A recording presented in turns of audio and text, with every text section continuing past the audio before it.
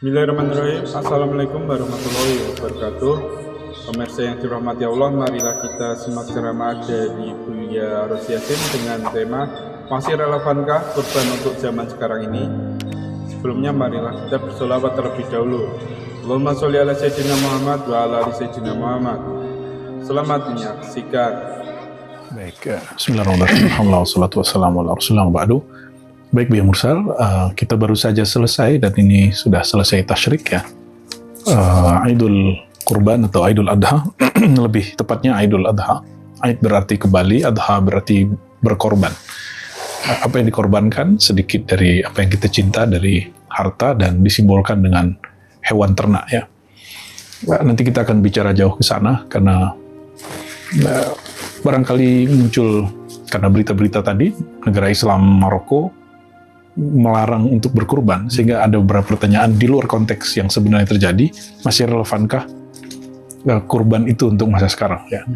Yang pasti berkurban yang terjadi di Maroko hari ini, pelarangannya bukan karena satu hal saja, bukan karena mereka melanggar syariat, tapi karena mereka mengalami satu paceklik yang luar biasa, sehingga untuk kemaslahatan, karena Maroko ini hari ini salah satu negara muslim yang tokoh-tokohnya sedang menawarkan dan memajukan Harakatul Islah wa Tauhid, gerakan pembaharuan yang mereka sebut dengan masalah atau maqasid syariah ya. Bahkan muncul sebagai satu ilmu dan muncul ada beberapa tokoh-tokoh luar biasa yang mereka menggagas ini sebagai satu pengetahuan di luar fikih, usul fikih, dan mereka menyebutnya ilmu baru yaitu maqasid syariah. Apabila dengan berkurban secara sosial tidak banyak manfaat, justru malah menambah masalah yang mereka alami, maka pemerintah punya kebijakan sendiri untuk melarang, bukan melarang berkurbannya, tapi untuk tahun ini ada yang lebih kuat, lebih darurat, yaitu keberlangsungan hidup. Nah, karena dalam mazhab mereka, mazhab Maliki yang mereka anut, itu tidak disepakati mengenai kewajiban berkurban, karena hanya 1-2 mazhab yang mewajibkan berkurban, seperti Imam Ahmad misalnya, jika orang mempunyai sa'ah ya, man kanat indahu sa'ah falam yudhi fala yaqrabanna musallana, orang yang punya kelapangan hidup lalu tidak berkurban, maka jangan dekati tempat sholat kami, maksudnya tidak ikut sholat bersama. Tapi hadis ini dhaif ya, dan Imam Ahmad yastadillu bihi, berdalil dengannya, karena beliau tidak melihat ada analog ataupun kias yang lebih kuat.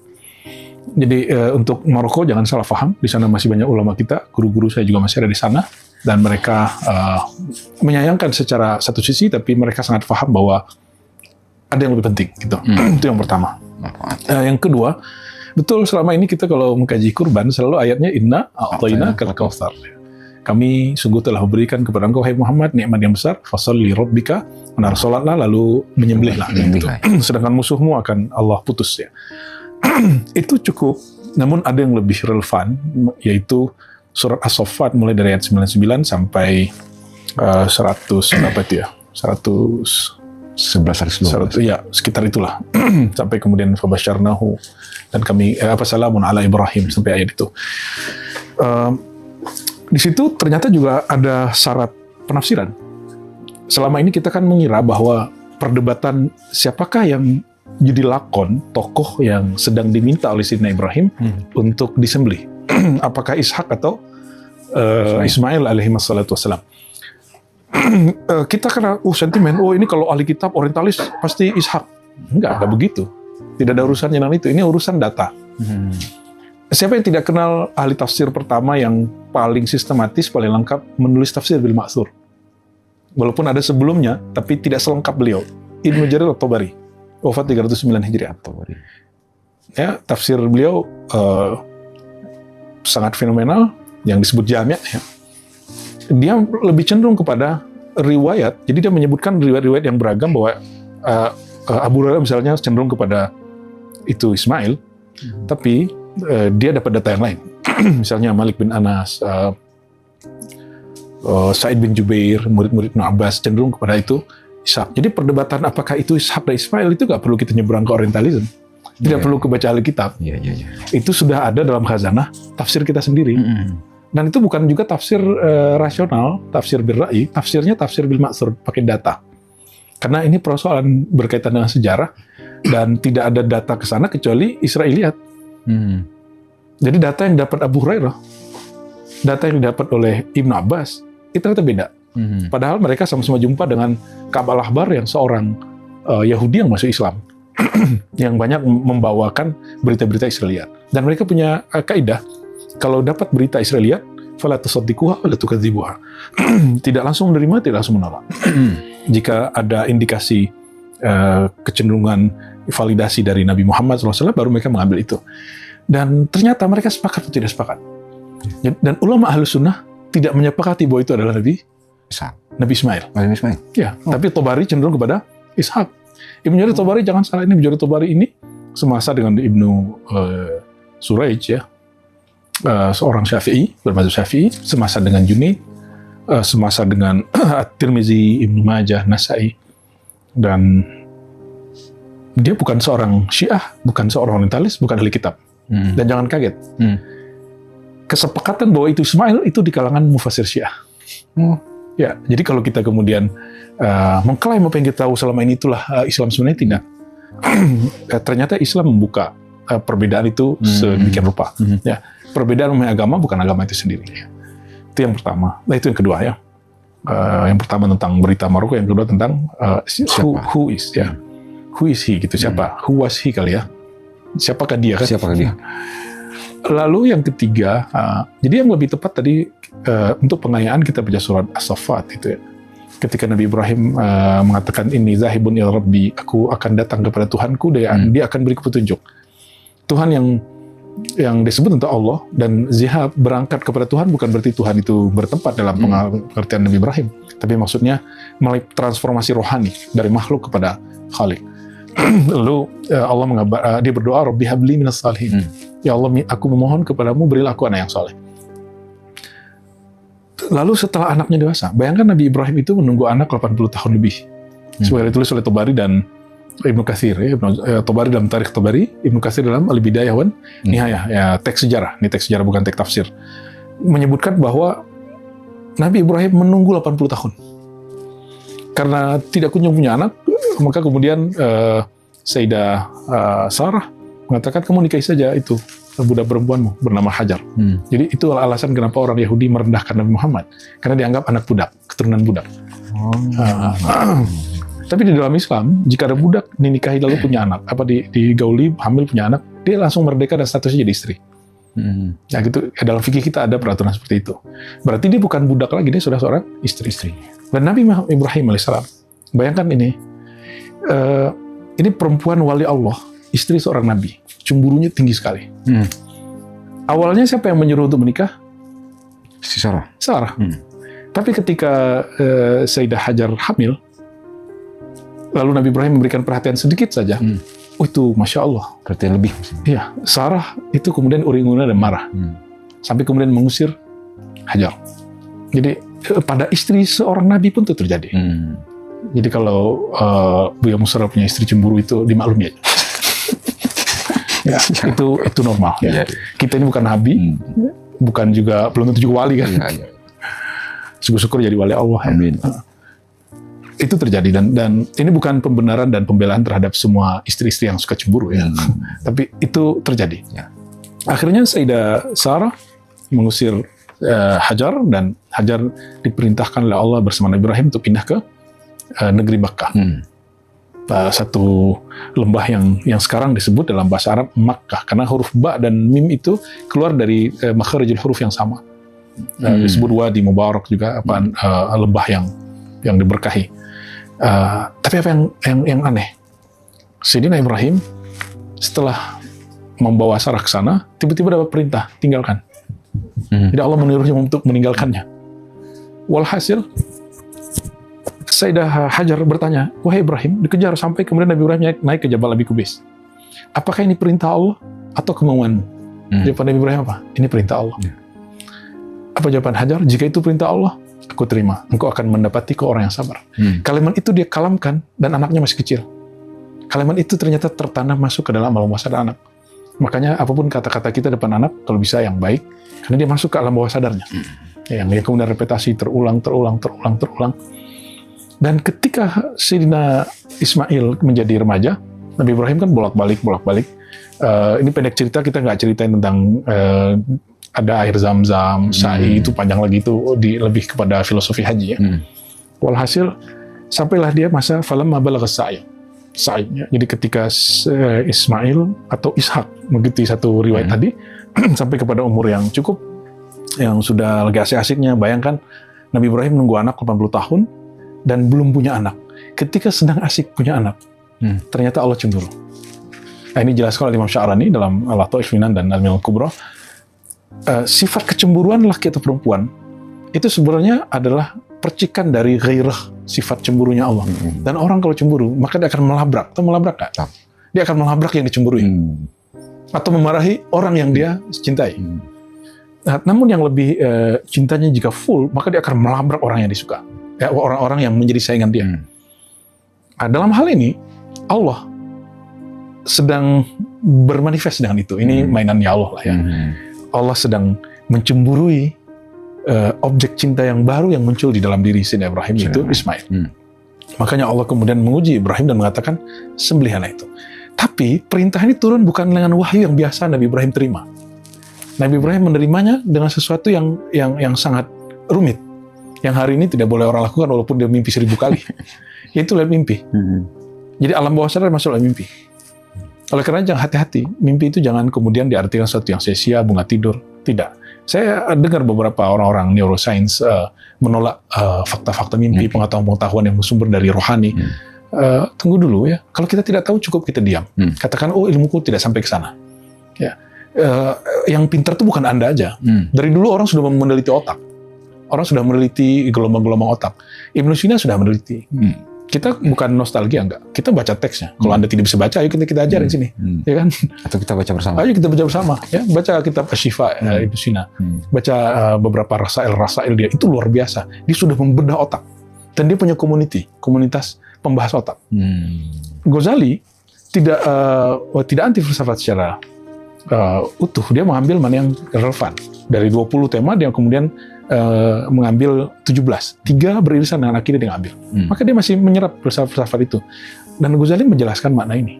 Ibnu Sina menjelaskan itu. Al-Farabi sedikit menyinggung sebelumnya.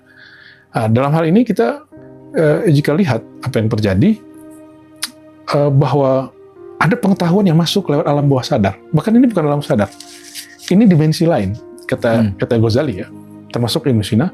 Orang kalau bermimpi,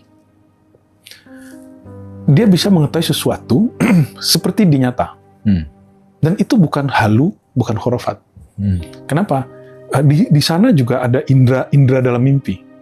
Nah, ini perhatikan, Ibnu Sina, seorang yang kita sebut Avicenna, dia sudah meneliti dan secara eksperimen dia menemukan, dan dia data itu, dan laporannya ada dalam buku-buku dia. Ada beberapa orang, kata dia, berdasarkan eksperimen, istiqra, induktif, dan juga kias, deduksi. Apa yang ditemukan? Ada orang tertentu yang mampu mengakses sesuatu yang hanya kita dapat dalam mimpi, itu dalam keadaan sadar. Jadi otak dia, itu tidak hanya otak yang zahir ini, tapi dia tembus kepada yang kita sebut jiwa, spirit, ruh, ya. Dan dia mengetahui sesuatu yang tidak hanya diperoleh oleh orang kita, ini kan mengetahuinya mungkin hanya lewat mimpi, tapi orang-orang seperti mereka mengetahuinya lewat jaga. Artinya ada, ini yang kita sebut epistemologi intuisi. Jadi ada sesuatu yang diperoleh dengan intuisi, cinta, benci, dan beberapa pengetahuan. Ya. Karena ini urusannya bab cinta. Nabi Ibrahim sedang sangat sayang cinta kepada anaknya. Asik. Maka itu alam bawah sadar. Masuknya juga lewat mimpi. Karena dia memimpikan punya anak sudah lama, 40 tahun. Ya. Lalu apa yang terjadi? Dia melihat dirinya sendiri menyembelih anaknya dalam mimpi. Karena seorang nabi dijaga Allah, kemurnian batinnya, kemurnian alam bawah sadarnya, maka itu dinilai seperti perintah wahyu dari Allah. Namun Nabi Ibrahim, dia punya satu adab untuk tetap berdiskusi dengan anaknya, Ismail, dan Ismail menjawab dengan jawaban yang pernah dikatakan oleh ibunya waktu ibunya ditinggal oleh ayahnya. Ketika masih bayi? Ya. Tajiduni, insya Allah, Sabirin. Ya. Lakukan apa yang diperintahkan kepada engkau, hai Anda, engkau akan mendapati dalam keadaan yang sabar. Insya Allah. Dia menggunakan kata insya Allah. Ternyata insya Allah bagi orang yang paham itu Ismul Azam. Nama agung yang orang kalau minta dengan itu tembus. Beda dengan orang awam. Orang awam kalau disebut insya Allah itu kayaknya melonggarkan sesuatu. Dan para nabi, para wali jika mengatakan insya Allah, jika insya Allah berkehendak Allah berkehendak. Kalau Allah berkehendak terjadi nggak? Terjadi. Saya tidak main-main dengan kalimat insya Allah. Apalagi para nabi. Ya. Itu juga kemudian rahasia kenapa Ya'juj Ma'juj mereka akan terbuka benteng yang dibuat oleh Zulkarnain. Karena mereka pernah mengatakan insya Allah satu saat nanti ini akan kebuka, dan itu Allah kabulkan nanti setelah terjadi fitnah-fitnah akhir zaman ya. Nah, lalu apa yang terjadi? Nabi Ibrahim kemudian naruh anaknya seperti kita naruh mau nyembelih, tiba-tiba diganggu was-was syaitan sehingga menjadilah itu ibadah jamarat, Rabil Jamarat yang dipandang ceritanya, kita nggak akan bahas dulu. Sampai pada akhirnya melihat Nabi Ibrahim sungguh-sungguh ingin menyembelih rasa cintanya itu, langsung cash. Objek yang dicintainya dia harus lepas. Maka nadainahu, kami panggil Ibrahim. Kalau tadi lewat mimpi, sekarang Nabi Ibrahim dihidupkan lagi akses wahyunya melalui jaga. Maka para aulia, para nabi, mereka kalau tidak bisa koneksi secara sadar, berarti ada suatu gangguan dalam koneksi batin, maka mereka menerimanya lewat mimpi. Setelah ini kemudian kembali lagi ke asalnya, Nabi Ibrahim mendengar suara itu lagi, koneksi dengan Allah dalam keadaan sadar. Dan kemudian Allah mengatakan, kami ganti dengan zibhin azim, dengan domba yang gemuk. Nah, inilah kata kuncinya. Setelah Allah mengatakan, ini balaun azim, ini ujian tempaan yang berat. Apa yang dimaksud berat di situ? Kesukaan kepada keluarga, kepada anak, akan bercampur. Apakah itu karakter rohani? Atau itu karakter syaitan, atau itu karakter buas, atau karakter binatang ternak. Ini yang Allah akan bersihkan. Allah cemburu jika itu ada pada diri seorang kekasihnya. Yang paling basic, yang paling terakhir tadi, karakter binatang ternak. Karakter binatang ternak itu disimbolkan dengan hewan ternak bernama domba yang gemuk, ya, yang sukanya makan, minum, malas, kawin, apa lagi? Tidur, ngoceh-ngoceh gitu ya. Itu hobinya hewan ternak. Sifat inilah yang disembelih Sayyidina Ibrahim ketika dia mau menyembelih anaknya, kemudian Allah ganti dengan domba. Ya, jadi Allah zahirkan sifat itu yang dibuang oleh beliau. Jadi jika ada orang bertanya, apakah unsur kemakrifatan atau filsafat yang ada di dalam, atau filosofi barangkali ya, yang ada di dalam berkurban, sehingga kurban kita masih relevan nggak sampai nanti? Selama sifat karakter birahi, ketamakan, cinta dunia, angan-angan, yang kemudian melahirkan penyakit-penyakit hati seperti pelit, ya, kikir, ya, dan turunan-turunannya, itu masih ada dalam diri kita, maka ibadah kurban, ibadah dengan menyembelih seekor domba, masih akan relevan sampai nanti. Masalahnya, sepanjang hayat di kandung badan, itu akan tetap ada pada manusia, sehingga dia akan relevan sepanjang masa. Barangkali itu. Wallahu a'lam bishawab. Ini menarik sekali ya. Kalau di bagian awal tadi, sahabatku, seolah-olah pemikiran, imajinasi dan apa kita dibawa kepada sebuah alam di mana barangkali sahabatku juga merasakan seperti itu, di mana kondisi Nabi Ibrahim ketika beliau sekian puluh tahun menunggu, kemudian dapat keturunan, sedang sayang-sayangnya, sedang ya tiba-tiba ada perintah, sementara bagaimana fungsi seorang bapak terhadap anaknya. Nah, kemudian lagi dalam keadaan sadar, kalau tadi dalam mimpi, dalam keadaan sadar kurban itu diganti dengan domba. Nah, tadi kata Buya, yang disembelih itu adalah sifat-sifat kebinatangan dari kita. Nah, apakah perjalanan dari seorang Nabi Sayyidina Ibrahim ini, Bu ya, kepada dialog beliau dengan Sayyidina Ismail ini, apakah ada yang mempengaruhi sehingga tektokan beliau berdialog itu langsung nyambung? Apakah karena beliau dua-duanya Nabi ini, atau bagaimana? Ya, walaupun dua-duanya Nabi, tapi kan seorang Nabi itu juga wali. Seorang wali itu juga akil, berakal. Mereka kemudian berbicara juga dengan fasilitas akalnya. Nah, Sayyidina Ibrahim kan disebutkan di surah As-Saffat itu, madza tara. Kalau sekarang kita menerjemahkannya, apa pandanganmu? Nabi Ibrahim pun mengkonfirmasi, seandainya anaknya tidak terima, dia nggak akan paksa. Ya, dia tidak akan paksa, dia akan cari sembelihan yang lain. Ya, padahal itu perintah. Jadi, dan itu juga ada satu, kalau kami belajar koneksi rohani dengan beberapa guru, ada yang disebut memvalidasi pengalaman rohani. Aku mengalami ini, menurut kamu gimana? Ada yang menjawab, aku juga mengalami. Atau nanti kita lihat. Jadi ada cara validasi. Bahwa apapun pengalaman rohani, itu mesti divalidasi dengan ahlinya. Dan Nabi Ismail itu nama Suryaniah, ya, yang berarti Ismail, mendengar kalam Tuhan. Orang yang patuh kepada Tuhan, mendengarkan kalam Tuhan. Jadi wajar kalau kemudian dia suka mendengarkan kalam ayahandanya yang seorang wakil Tuhan di bumi, dan juga dimintain pendapatnya, karena dia juga suka mendengar. Dan Nabi Ismail. Dan ini kemudian menjadi kakek buyut Sayyidina Muhammad SAW.